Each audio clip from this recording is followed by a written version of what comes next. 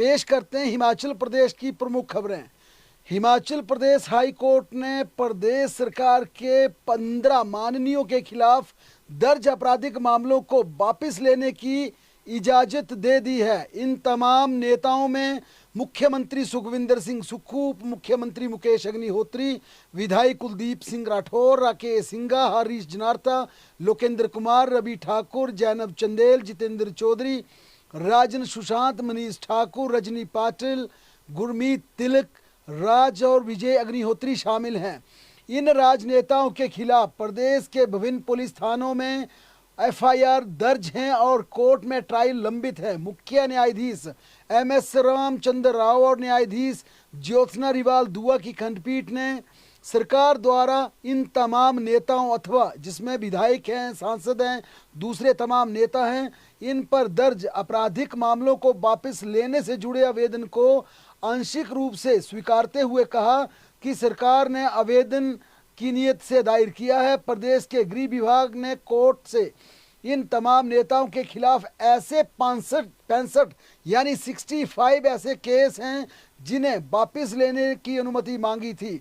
सरकार के अनुसार इन तमाम नेताओं के खिलाफ राजनीतिक द्वेष के कारण आपराधिक मामले दर्ज किए गए थे। कोर्ट ने मुख्यमंत्री सुखविंदर सिंह सुक्खू के खिलाफ दर्ज 3, मुकेश अग्निहोत्री के खिलाफ 1, मंत्री विक्रमादित्य सिंह के खिलाफ 3, मंत्री अनुरुद्ध सिंह के खिलाफ 2 तथा विधायक कुलदीप सिंह राठौर के खिलाफ 6, राकेश सिंघा, पूर्व विधायक माकपा नेता राकेश सिंघा के खिलाफ 26 केस। इसके अलावा जितेंद्र चौधरी, विधायक भुवनेश्वर गौड़ के खिलाफ 4 केस, लोकेंद्र कुमार के खिलाफ 3 केस, अजय कुमार सोलंकी नाहन के विधायक के 2 केस, पूर्व सांसद राजन सुशांत, हरीश जनार्था विधायक शिमला, मनीष ठाकुर, रजनी पाटिल, जगत सिंह नेगी, निखिल कुमार, सतपाल राय जादा, मनोज कुमार, सुदर्शन तिलकराज, राजेश धर्मानी, विजय अग्निहोत्री, नसीर रावत, विक्रम जरयाल, अभिमन्यु जरयाल, कुश कुमार, नीरज भारती, राकेश पठानिया, राजीव राणा, विपिन सिंह परमार, परवीन शर्मा, नरेंद्र कुमार, लोकेंद्र कुमार, मीरा ठाकुर, रामकिशन शांडिल, जैनब चंदेल, रवि ठाकुर विधायक लाहौल स्पीति हैं। इनके खिलाफ भी एक केस को वापस लेने की कोर्ट से अनुमति मांगी थी। कोर्ट ने मुख्यमंत्री सुखविंदर सिंह सुक्खू के खिलाफ 3 में से 1 मामले को वापस लेने की इजाज़त दे दी है, अनुमति दे दी है, जबकि 1 मामले में कोई अपराध नहीं बनता था और 1 मामले का निपटारा पहले ही हो चुका है। कोर्ट ने ठेयो के पूर्व विधायक माकपा नेता राकेश सिंघा के खिलाफ 26 में से 22, जितेंद्र चौधरी के 4 में से 3, लोकेंद्र कुमार के 3 में से 2, जबकि विक्रमादित्य सिंह, अनिरुद्ध सिंह, भुवनेश्वर गौड़ सहित अन्य नेताओं के खिलाफ दर्ज आपराधिक मामलों को वापस लेने से इनकार कर दिया ही। ये काफ़ी महत्वपूर्ण है। इन तमाम नेताओं की बात करें, इसके अलावा विक्रम जरयाल, अभिमन्यु जरयाल, कुश कुमार, राकेश पठानिया के खिलाफ दर्ज एक मामले का निपटारा हाल ही में हो चुका है। सरकार द्वारा दायर आवेदन के माध्यम से हाई कोर्ट को बताया गया था कि मुख्यमंत्री और उप मुख्यमंत्री समेत अन्य विधायकों के खिलाफ प्रदेश के 10 जिलों की अदालतों में आपराधिक मामले चल रहे हैं। सोलन व लाहौल स्पीति में कोई भी मामला दर्ज नहीं किया गया है। सरकार का कहना था कि विधायकों पर राजनीतिक द्वेष के कारण ये आपराधिक मामले दर्ज किए गए हैं। वर्तमान और पूर्व विधायक के खिलाफ दर्ज किए गए मामले राजनीति विरोध से जुड़े हैं। आवेदन के माध्यम से अदालत को ये भी बताया गया कि ये आवेदन किसी छुपे हुए उद्देश्य से दायर नहीं किया गया। कोर्ट को बताया गया कि सुप्रीम कोर्ट के निर्णय के तहत विधायक और सांसद के खिलाफ दर्ज आपराधिक मामलों के निपटारे के लिए विशेष न्यायाधीशों को नियुक्त किया गया है, लेकिन अभी तक सिर्फ 7 मामलों का ही निपटारा हो पाया है। सुप्रीम कोर्ट के निर्णय की अनुपालना करते हुए हिमाचल प्रदेश हाई कोर्ट ने विशेष अदालतों का गठन किया, आदेश दिए और वर्तमान और पूर्व विधायकों और सांसदों के खिलाफ दर्ज मामलों को शीघ्रता से निपटारा किया जाए। ये भी बड़ी बात है। दूसरी बात करें, टिकटों को लेकर तमाम उन 6 विधानसभा सीटों और 2 लोकसभा सीटों जहां पर कांग्रेस के टिकट घोषित होने हैं, 8 टिकटों की घोषणा होनी है, उसे लेकर तमाम लोगों की निगाहें टिकी है कि ऊना में, माफ कीजिए, हमीरपुर में अनुराग ठाकुर के सामने कौन प्रत्याशी होंगे, कांगड़ा में भाजपा के राजीव भारद्वाज को टक्कर कौन देगा, जबकि धर्मशाला से सुधीर शर्मा का सामना कौन करेगा, सुजानपुर से राजेंद्र राणा को कौन चुनौती देगा, बड़सर से इंद्र दत्त लखनपाल के सामने कौन होगा, गगरेट विधानसभा से जिस प्रकार से भारतीय जनता पार्टी ने कांग्रेस के बागी हुए चैतन्य को टिकट दिया, लेकिन कांग्रेस किसे उतारेगी, साथ ही कुटलैड में भुट्टो के सामने कांग्रेस किस पर दाव खेलेगी, लाहौल स्पीति में रवि के विरुद्ध किसे चुनावी रण में उतारा जाएगा, इसे लेकर तमाम लोगों की निगाहें टिकी हैं। लेकिन दिल्ली से मिली सूचना के अनुसार कांग्रेस ने 4 टिकट फाइनल कर दिए हैं और आज देर शाम तक इसकी घोषणा किसी भी समय हो सकती है, इसकी घोषणा होने की संभावना है। हमीरपुर लोकसभा का टिकट सतपाल रायजादा को मिलने के आसार है, ये लगभग तय हो चुका है, टिकट की औपचारिक घोषणा अब होना बाकी है। कांगड़ा का फैसला लटक गया है क्योंकि वहां पर सहमति नहीं बन पा रही है, जिस प्रकार की परिस्थितियां बनी थी। पहले RS बाली का नाम आया, डॉक्टर राजेश का नाम चला, इसके साथ साथ सुनील राणा लोग आए के उनका नाम आया, आशा कुमारी का नाम आया, संजय चौहान का नाम आया, इसके साथ साथ जगजीवन पाल का नाम जुड़ा। लेकिन तमाम नामों पर चर्चा होने के बावजूद किसी एक नाम पर सहमति नहीं बन पाई। इसके चलते केंद्रीय हाईकमान, हमने पिछले कल भी बताया था, ये साफ कर दिया था कि लोकसभा की दोनों टिकटों का फैसला दिल्ली करेगी, जबकि विधानसभा के 6 टिकटों का फैसला मुख्यमंत्री सुखविंदर सिंह सुक्खू लेंगे, ये उन्हें अधिकृत कर दिया गया है। इसी कड़ी में आज दिल्ली से सूचना मिली है कि हमीरपुर संसदीय क्षेत्र से सतपाल रायजादा के टिकट की आज घोषणा शाम तक हो सकती है। सुजानपुर, गगरेट, कुटलैड, इन तीनों विधानसभा के प्रत्याशी भी फाइनल कर लिए गए हैं। सुजानपुर के चुनावी रण से भारतीय जनता पार्टी से आए बागी नेता कैप्टन रंजीत सिंह को कांग्रेस टिकट दे सकती है, जबकि गगरेट से कांग्रेस के ही पहले बागी हुए राकेश कालिया को टिकट मिलने की संभावना है। कुटलैड से विवेक शर्मा का नाम फाइनल है, यानी कि इन 3 विधानसभा सीटों के टिकट आज शाम तक अनाउंस हो सकते हैं, जबकि धर्मशाला, लाहौल स्पीति और बड़सर के टिकट फंसते हुए नजर आ रहे हैं। तीनों जगह सर्वे की रिपोर्ट के आधार पर टिकटों को रोक दिया गया है। कांग्रेस सूत्रों के अनुसार आज शाम तक हमीरपुर लोकसभा और सुजानपुर, गगरेट तथा कुटलैड विधानसभा उपचुनाव के टिकट घोषित कर दिए जाएंगे। आज मुख्यमंत्री सुखविंदर सिंह सुक्खू डोडरा क्वार के दौरे पर थे। मुख्यमंत्री सुखविंदर सिंह सुक्खू ने आज शिमला संसदीय क्षेत्र के लिए अपने चुनाव अभियान की शुरुआत की। शिमला जिला के दूर दराज क्षेत्र डोडरा क्वार में पहुंचे, जनता से मिले और कांग्रेस के पक्ष में वोट करने का आह्वान दिया। भारतीय जनता पार्टी पर जोरदार हमला करते हुए मुख्यमंत्री ने कहा कि भाजपा ने धन बल से सत्ता को हथियाने का प्रयास किया, लेकिन उनके इरादे कामयाब नहीं हो सके। जनता सत्ता हथियाने की कोशिश करने वाली भाजपा को सजा जरूर देगी और इसकी एवज में प्रदेश की 4 लोकसभा सीटें कांग्रेस की झोली में आएंगी। उन्होंने कहा कि भाजपा ने धन बल का इस्तेमाल कर कांग्रेस पार्टी के 6 विधायकों को अपने साथ मिलाया और राज्यसभा चुनाव के लिए कांग्रेस प्रत्याशी के खिलाफ क्रॉस वोट किया। उन्होंने कहा वह एक आम परिवार से निकलकर राजनीति में आए, सरकारी स्कूल में पढ़े, कई मुसीबतों चुनौतियों का सामना किया, इसलिए हिमाचल प्रदेश का मुख्यमंत्री बनने के बाद राज्य के लिए जन कल्याणकारी कई योजनाएं उन्होंने शुरू की हैं।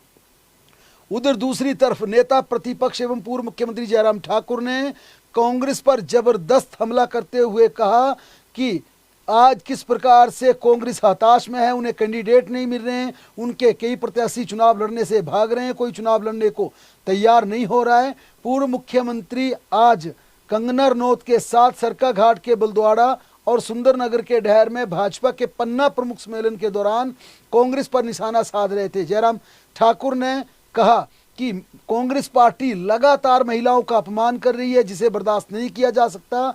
जैसे ही हिमाचल की बेटी कंगना रनौत को भाजपा का टिकट मिला, देश भर में कांग्रेस उनके पीछे हाथ धोकर पड़ गई। अपने हर मन से उन्हें भद्दी गालियां देने, अपमानजनक बातें करने जुट गई कांग्रेस। सरका घाट, उन्होंने कहा कि सरका घाट की इस बहादुर बेटी की लोकप्रियता से कांग्रेस इतनी घबराई है कि देश की, प्रदेश की पूरी मातृशक्ति का अपमान किया जा रहा है। इनको सिर्फ चुनावों के वक्त वोट लेने के लिए माताओं बहनों का ख्याल आता है। 15 महीने से इनकी प्रदेश में सरकार चली हुई है, लेकिन तब इनको महिलाओं को 1500 रुपये देने की याद नहीं आई। अब चूंकि जब दूसरी बार वोट आ गए तो वोट मांगने से ठीक पहले माताओं और बहनों को 1500 रुपये के लिए फॉर्म भराने का आनन फानन में आदेश जारी किया, लाइनों में खड़ा किया। जयराम ठाकुर ने कहा, अगर इनकी मंशा सही होती तो अपने वायदे के अनुसार हिमाचल प्रदेश की मंत्रिमंडल की पहली मीटिंग में 1500 रुपये देने का फैसला लेते और अगले दिन से ही प्रदेश की महिलाओं के खाते में 1500 रुपये चले जाते। उन्होंने ये भी कहा कि कंगना रनौत ने भी इस मुद्दे को बेखूबी उठाया है। हिमाचल प्रदेश की बेटी है और प्रदेश के मुद्दों को बेखूबी उठाती है, देश के राजनीतिक मुद्दों को उठाती है। लेकिन अब कांग्रेस को कंगना रनौत से इसलिए दिक्कत हो रही है क्योंकि जिस प्रकार का उनका प्रभाव है, जिस प्रकार के मुद्दे उठाती है, उससे कांग्रेस पूरी तरह से छटपटा रही है।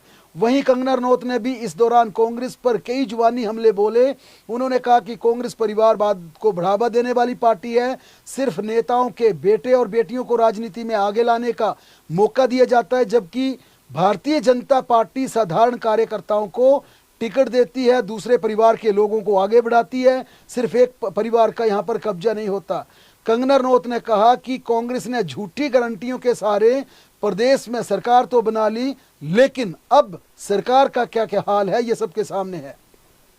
अब बात करें हिमाचल प्रदेश के कर्मचारियों की, तो आदर्श चुनाव आचार संहिता उनके लिए बुरी खबर लेकर आई है, क्योंकि तमाम कर्मचारी जिनकी प्रमोशन ड्यू हैं, जिन्हें इंक्रीमेंट लगनी है, या वे तमाम कर्मचारी जिनके रेगुलराइजेशन के आदेश जारी होने हैं, इन तमाम आदेशों को लेकर केंद्रीय चुनाव आयोग ने रोक लगा दी है। यहाँ पर गंभीर मामला कॉन्ट्रेक्चुअल कर्मचारियों का था, जिनका 2 साल का कार्यकाल पूरा हुआ है। और हाल ही में सुक्खू सरकार ने एक फैसला लिया है कि अब कर्मचारियों को नियमित करने की 2 कट ऑफ डेट नहीं होंगी, 30 सितंबर 31 मार्च 2 कट ऑफ डेट नहीं होंगी, साल में एक बार ही कर्मचारी रेगुलर किए जाएंगे। इसी कड़ी में 31 मार्च को हिमाचल प्रदेश के सैकड़ों ऐसे अनुबंध कर्मचारियों ने नियमित होना था जिनका 2 साल का कार्यकाल पूरा था, लेकिन केंद्रीय चुनाव आयोग ने साफ मना कर दिया कि हिमाचल प्रदेश में जब तक आदर्श चुनाव आचार संहिता लागू है तब तक कोई नियमितीकरण के आदेश जारी नहीं होंगे, ना ही हिमाचल प्रदेश में कोई पदोन्नति होगी और ना ही दूसरे तमाम मामलों को यहाँ पर राहत मिलेगी। बहरहाल इस फैसले के बाद अब अनुबंध कर्मियों को बड़ा झटका लगा, पार्ट टाइम और डेली बेजर को भी राहत नहीं मिल पाई है। सभी विभागों की प्रमोशन इंक्रीमेंट के मामले रुक गए हैं। केंद्रीय चुनाव आयोग ने 2-2 कहा है कि आचार संहिता तक इसकी अनुमति नहीं दी जाएगी। बावजूद इसके एक बार फिर कर्मचारियों का राज्य सरकार पर दबाव बढ़ रहा है और मुख्य सचिव से तमाम कर्मचारी ये गुहार कर रहे हैं कि इन तमाम मामलों को आप पूरी गंभीरता के साथ केंद्रीय चुनाव आयोग से उठाएं और कहें कि ये रेगुलर प्रोसेस है। जिन कर्मचारियों की पदोन्नति होनी थी, जो 31 मार्च को रिटायर हुए, वे बिना पदोन्नति के रिटायर हो गए, उन्हें इंक्रीमेंट से वंचित होना पड़ा। लिहाजा तमाम कर्मचारी वर्ग मुख्य सचिव से ये आग्रह कर रहा बार बार कि आप केंद्रीय चुनाव आयोग के साथ उनके मामले को प्रमुखता से उठाएं, व्यक्तिगत रूप से ईसीआई से बात करें कि ये कोई नया तोहफा नहीं है, ये रूटीन वर्क है। तमाम कर्मचारियों को चाहे उनका नियमितीकरण का मामला, इंक्रीमेंट का मामला, प्रमोशन का मामला है, इस केस को अलग बनाकर चीफ सेक्रेटरी स्क्रीनिंग कमेटी के माध्यम से हिमाचल प्रदेश चुनाव आयोग, उसके बाद केंद्रीय चुनाव आयोग को भेजें और व्यक्तिगत रूप से इस मामले में हस्तक्षेप करें मुख्य सचिव, ताकि कम से कम केंद्रीय चुनाव आयोग को यह अवगत करवाया जा सके कि ड्यू प्रमोशन पर अनुमति मांगी गई है, ड्यू कॉन्ट्रेक्चुअल को जिन्होंने नियमित होना उनकी अनुमति मांगी गई। ये रूटीन प्रोसेस है, क्योंकि अगर कर्मचारी बिना पदोन्नति के रिटायर हो जाएगा तो उसे आजीवन यानी कि ताउम्र उसको वित्तीय नुकसान झेलना पड़ेगा, जबकि अनुबंध कर्मचारियों का भी मामला अगर 5 जून तक लटकता है उन्हें भी अच्छा खासा नुकसान होने वाला है। यही वजह की कर्मचारियों ने एक बार फिर मुख्य सचिव से यह डिमांड रखी है कि इस मामले को आप गंभीरता से दोबारा पीसीआई को लिखें, ताकि कम से कम उन्हें तय तिथि पर इसका लाभ मिल सके। हिमाचल प्रदेश के कॉलेजों में रोड सेफ्टी क्लब बजट का दुरुपयोग किया जा रहा है।